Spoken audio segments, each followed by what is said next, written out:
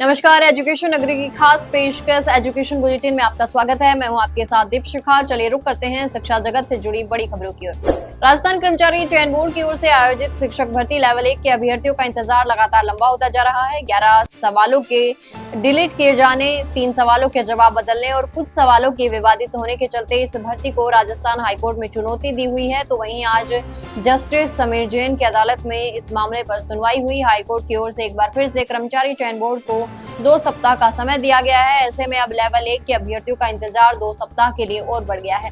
इसके साथ ही भर्ती में नियुक्ति पर रोक भी अगले 2 सप्ताह तक बढ़ा दी गई है। गौरतलब है कि 11 जून को लेवल 1 का परिणाम जारी हुआ था, लेकिन करीब 2.5 महीने बीत जाने के बाद भी अभी तक शिक्षा विभाग की ओर से दस्तावेज सत्यापन को लेकर कार्रवाई शुरू नहीं की गई, जिसकी वजह से हाईकोर्ट में मामला लंबित होना।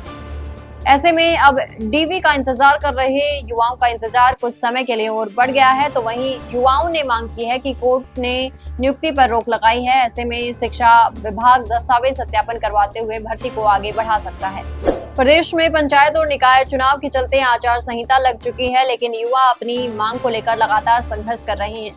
प्रक्रियाधीन भर्तियों में 1 साल वेटिंग नियम की मांग को लेकर युवा किसी भी तरह की कोई ढिलाई बरतते हुए नजर नहीं आ रहे हैं। चतुश्रेणी सहित प्रक्रियाधीन भर्तियों में 1 साल वेटिंग नियम लागू करने की मांग को लेकर युवाओं ने नेता प्रतिपक्ष टीकाराम जूली, मंत्री जवाहर सिंह बेड़म, विधायक संदीप शर्मा, विधायक रविंद्र सिंह भाटी, सांसद हनुमान बेनीवाल, हरीश चौधरी सहित जनप्रतिनिधियों को ज्ञापन सौंपते हुए उनकी मांग को सरकार के स्तर पर मजबूत तरीके से उठाने की मांग की है। युवाओं का कहना है कि वर्तमान में दर्जनों भर्तियां प्रक्रियाधीन हैं, जिसके चलते भर्तियों में कॉमन चयन की समस्या बन रही है और आने वाले समय में सभी भर्तियों में पद खाली होंगे। सबसे ज्यादा चतुश्रेणी कर्मचारी भर्ती में 10 से 12 हजार पद खाली होने की संभावना है। ऐसे में अगर सरकार प्रक्रियाधीन भर्तियों में इस नियम का लागू करती है तो युवाओं को इसका फायदा मिलेगा।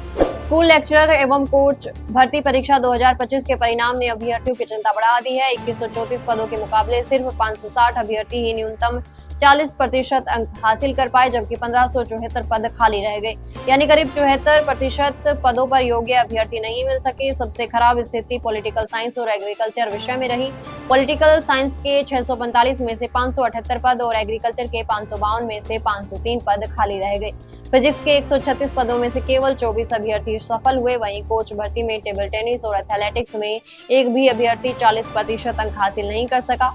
अभ्यर्थियों ने सरकार से न्यूनतम अंकों की बाध्यता में स्थिरता देने और खाली पदों को आगामी भर्ती में जोड़कर नई भर्ती जारी करने की मांग की है। अब सरकार के फैसले पर सभी की नजरें हैं। मुख्यमंत्री युवा संबल योजना के तहत राजस्थान के करीब 2 लाख बेरोजगार युवाओं को पिछले 7 महीने से बेरोजगारी भत्ते का इंतजार है। कई जिलों में मार्च तक भुगतान ही पहुंचा है, जबकि नागौर, कुचामन, डीडवाना समेत कई जिलों में 5 से 7 महीनों का भत्ता अटका हुआ है। सरकार हर महीने इस योजना पर करीब 60 करोड़ रुपए खर्च करती है।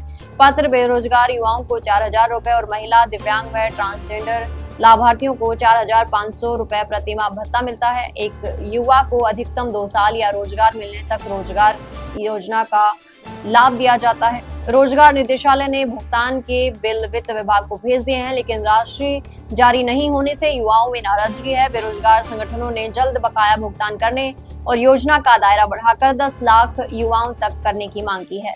राजस्थान में प्रतियोगी परीक्षाओं की तैयारी कर रहे अभ्यर्थियों के लिए बड़ी खबर है। आरपीएससी अब परीक्षाओं में डमी कैंडिडेट और नकल रोकने के लिए सुरक्षा व्यवस्था को और मजबूत करने की तैयारी में है।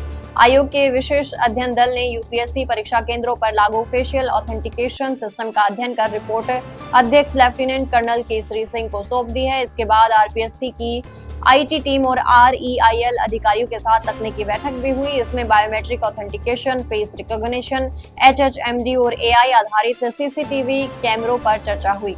आयोग संबंधित एजेंसी से तकनीकी रिपोर्ट मिलने का इंतजार कर रहा है, जिसके बाद व्यवस्था लागू करने पर फैसला होगा। साथ ही परीक्षा केंद्रों की सुरक्षा को लेकर राजस्थान पुलिस की रिक्रूटमेंट विंग के अधिकारियों से भी चर्चा की जाएगी। विशेषज्ञों के अनुसार फेस रिकॉग्निशन और बायोमेट्रिक से डमी कैंडिडेट की संभावना काफी कम हो सकती है। तो ये थी शिक्षा जगत से जुड़ी बड़ी खबरें। कल फिर आपके साथ रूबरू होंगे, तब तक के लिए नमस्कार।